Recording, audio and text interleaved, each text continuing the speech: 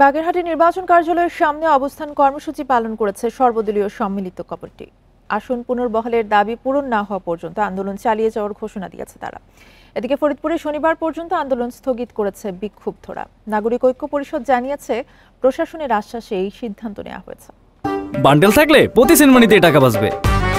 বিকাশ send money bundle কিনে জিতুন প্রতি লেনদেনে। আসন পুনর্বহালের দাবিতে টানা আন্দোলন চলছে বাগেরহাটে। অবরোধ ও হরতাল পালন করে বিক্ষোভকারীরা। মঙ্গলবার ছিল অবস্থান কর্মসূচি। জেলা ও উপজেলা নির্বাচন কার্যালয়ের সামনে 4 ঘন্টা অবস্থান নেয় সর্বদলীয় সম্মিলিত কমিটি। দাবি আদায় করেই ঘরে ফেরার ঘোষণা নেতাদের।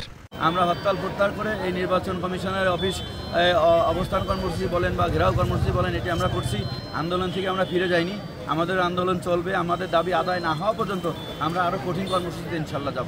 এদিকে ফরিদপুর 4 আসনের সীমা নিয়ে সোমবার রণক্ষেত্রে পরিণত হয় ভাঙা। থানা, উপজেলা কার্যালয় ও উপজেলা নির্বাচন অফিসে হামলা চালিয়ে আগুন দেয় বিক্ষুব্ধরা।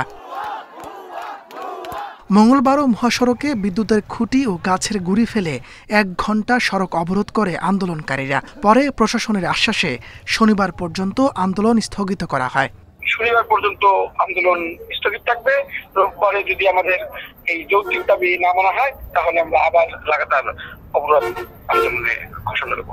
জেলা প্রশাসক মহোদয় জানি ভিডিও বার্তা পেয়েছি নানান সংবাদ মাধ্যমের মাধ্যমে। আমরা মনে করি যে আমাদের যৌক্তিক দাবিটা হবে।